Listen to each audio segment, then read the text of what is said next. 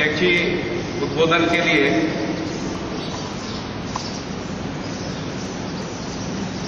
आईएएससी मानव विश्वविद्यालय के कुलाधिपति, गांधी विद्या मंदिर के अध्यक्ष श्री कनकमल दुग्गल जी साहब को मैं आमंत्रित करता हूं आज के कार्यक्रम के अध्यक्षीय उद्बोधन के लिए। माननीय श्री कनकमल दुग्गल जी।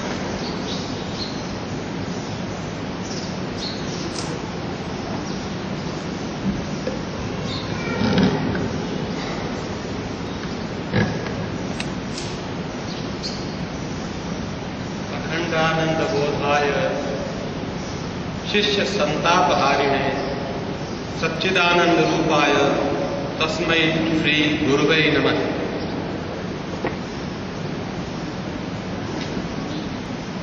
परमादरणीय श्री शकील-उज़-ज़मान अंसारी साहब, सैयद हाशमी साहब, रुमान हाशमी साहब, हमारे विश्वविद्यालय के कुलपति जी, मैं कुलपति को पूरे विश्वविद्यालय का प्रतीक मान करके केवल उन्हीं को संबोधन कर रहा हूं, वरना अधिकांश शहरों का मैं नाम जानता हूं, संबोधन कर सकता हूं।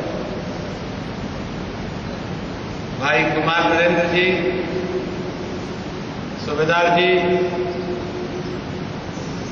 रजनीकांत जी, अन्य गुरुजनों, और आज तो इससे ज्यादा आगे जाने की जरूरत नहीं है, क्योंकि जो हैं वो सब अधिकांश गुरुजन ही वृंद हैं, विद्यार्थी प्राय नहीं है, किसी विशेष कारण से उनको नहीं आने दिया गया।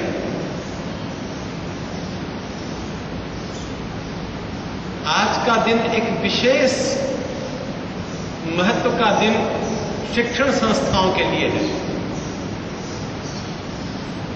हमारी कुछ भी मान्यता हो, लेकिन ये मान्यता सदा है और रही है कि गुरु तो गुरु ही होता है।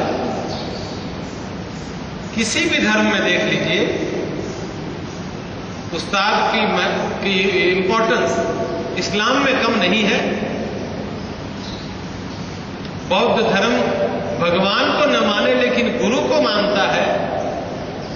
जैन भी भगवान को कर्ता नहीं मानता, लेकिन गुरु का अत्यंत महत्व मानता है। सिख धर्म तो गुरु और भगवान में अंतर ही नहीं देखता। अनेकों संप्रदायों के गुरु के महत्व को समझने के बाद एक बात ध्यान में आई कि हमारे को जो इंसान बनाने वाला है, देखिए बच्चा जब जन्मता है तब उसकी पशु संज्ञा रहती है, उसको पशु के आगे का कुछ भी मालूम नहीं होता, और उसको चाहे मां बाप से मिले, चाहे अध्यापक से मिले, चाहे अनुभव से, जगत से मिले, वो गुरु तत्व के माध्यम से जो ज्ञान मिलता है वही उस पशु को इंसान बनाता है। अब इन संस्थाओं की आवश्यकता क्यों आती है? क्यों पूज्य महाराज जी ने अपना पूरा जीवन लगाया, अपनी पूरी संपत्ति लगाई, अंतिम क्षण तक यहां यही उपदेश देते रहे, इंसान को बनाओ। क्यों? क्योंकि हम पशु से इंसान का आकार तो ग्रहण करके, लेकिन कभी कभी ये जो ऊपर और नीचे की कर्व चलती है, इसमें इंसान के करीब जाकर के वहां से नीचे गिर जाए और वापस दानव न बन जाए, राक्षस न बन जाए। इसलिए इन संस्थानों की आवश्यकता है। यही महत्व है इन संस्थानों का। बहुत बड़ा ज्ञान का भंडार बच्चों के सामने खोल दे, ये आवश्यक नहीं है। स्वामी जी कहते थे कि जो अंधे को उसका हाथ पकड़ के दुनिया में घुमाता रहे उसको गुरु नहीं कहते। गुरु उसे कहते हैं सही रास्ते का इशारा दे दे और अंधेरे मिटाने के लिए एक ज्ञान की, एक विवेक की टॉर्च दे दे उसको। उस रोशनी में चलते जाओ, मार्ग पर पहुंच जाओगे अपने लक्ष्य पर। वही गुरु होता है। तो गुरु वो नहीं होता जो एक एक ज्ञान को जबरदस्ती रटाता घिसवाता रहे बच्चे को, लेकिन उसके भीतर ज्ञान के लिए एक प्यास जागृत कर दे, जिसकी अज्ञानता जिसको भीतर से दुखी करने लगे। मुझे ज्ञान चाहिए, मैं ज्ञानी हूं, और ज्ञान का मार्ग बता दे, और उसके साथ एक और महत्वपूर्ण बिंदु दे दे कि उस ज्ञान का सही उपयोग कैसे किया जाए। मैं कई बार कहा करता हूं महाराज जी के इस वचन को कि ज्ञान तो एक भरा हुआ शस्त्र है, बंदूक है भरी हुई, गोली डाली हुई है उसमें।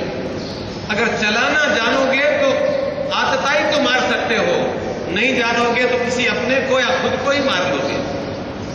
खाली ज्ञान तो वो बल है जिसका सदुपयोग भी हो सकता है, दुरुपयोग भी हो सकता है। और बहुत दुख होता है ये देख करके कि आज हम ज्ञान के सदुपयोग के बारे में सजग नहीं है। हमारे मन में ज्ञान देने की भावना तो है, पर क्योंकि वो सजगता नहीं थी, इसलिए शिक्षा को, जैसा अभी पूर्व वक्ताओं ने बताया, शिक्षा को व्यवसाय बना लिया गया। और वो व्यवसाय के आधार पर दी हुई शिक्षा हमको पैसे कमाने की मशीन तो बना सकता है, इंसान नहीं बना सकता। कुछ दिन पूर्व एक मित्र से बात हो रही थी, वो स्कूल बहुत अच्छा, वो विद्यालय बहुत अच्छा, कई जगहों की बात चली, और अंत में ये बात आई कि ये सब स्कूलें, ये सब पाठशालाएं उन उद्योगपतियों ने बनाई हैं जिनको इनसे लाभ कमा करके अपने तिजोरी भरनी है। और मुझे पूछा इनमें कौन सा अच्छा? मैंने कहा तुमने स्वयं निर्धारण कर दिया तो कौन सा अच्छा, मैं क्या बताऊं। अभी आपके सामने अंसारी साहब ने बड़े सारगर्भित बातें कही थी, गुरुपद के बारे में कहा था। मैं यहां गुरु के एक आदर्श स्वरूप के रूप में थोड़ा सा चित्रण पूज्य स्वामी जी का करना चाहूंगा,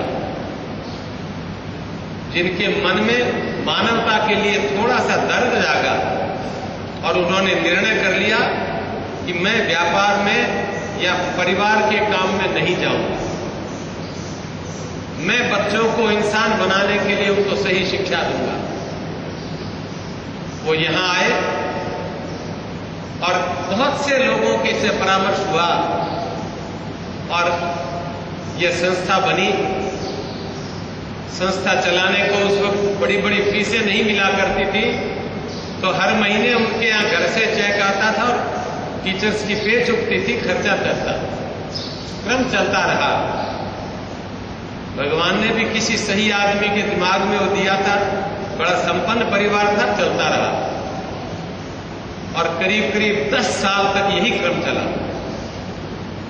फिर भी स्वामी जी के मन में इस सेवा का जो फल भगवान दिया करता है, सेवा का मन वैराग्य में जाता है, इस संसार से राग टूट जाता है, लगाव मिट जाता है। और जब राग टूटा तो उन्होंने अपनी बची हुई संपत्ति को एक साथ दान कर दिया और खुद अपनी साधना और सेवा में लग गए। कोई आवश्यकता नहीं थी उनको, इसके आत्म प्रशंसा न माने, लेकिन पूर्व भारत के सबसे संपन्न घरानों में आज घराना था और उसमें भी सबसे ज्यादा कैश रिच माना जाता था। जिनके पास तुरंत नगद पैसा पड़ा रहता है, ऐसा घर माना जाता था। हिस्ट्री ऑफ मारवाड़ी जो व्यापारियों की महत्वपूर्ण कौम थी, उसका कोई भी खंड बिना मेरे परिवार के जिक्र के खत्म नहीं हो पाता, पूर्ण नहीं माना जाता। मैं आज यह तो नहीं कहता, क्योंकि हम लोग सब बहुत साधारण व्यापारी हैसियत में आ गए हैं, संपन्नता की दृष्टि से हमारे पास कुछ नहीं है।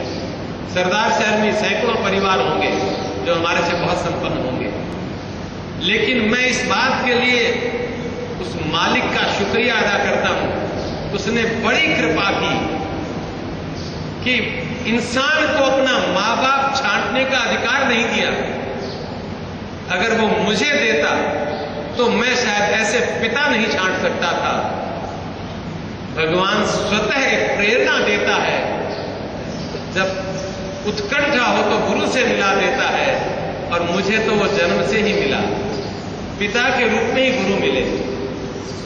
ऐसा सुयोग मिलकर के भी मुझे कभी कभी लगता है कि मैं तो बहुत छोटा रह गया, उनका कुछ ले नहीं पाया। परंतु जो कुछ मिला है वो उनका बोल करके ही आपको सुनाया करता हूं मैं हमेशा।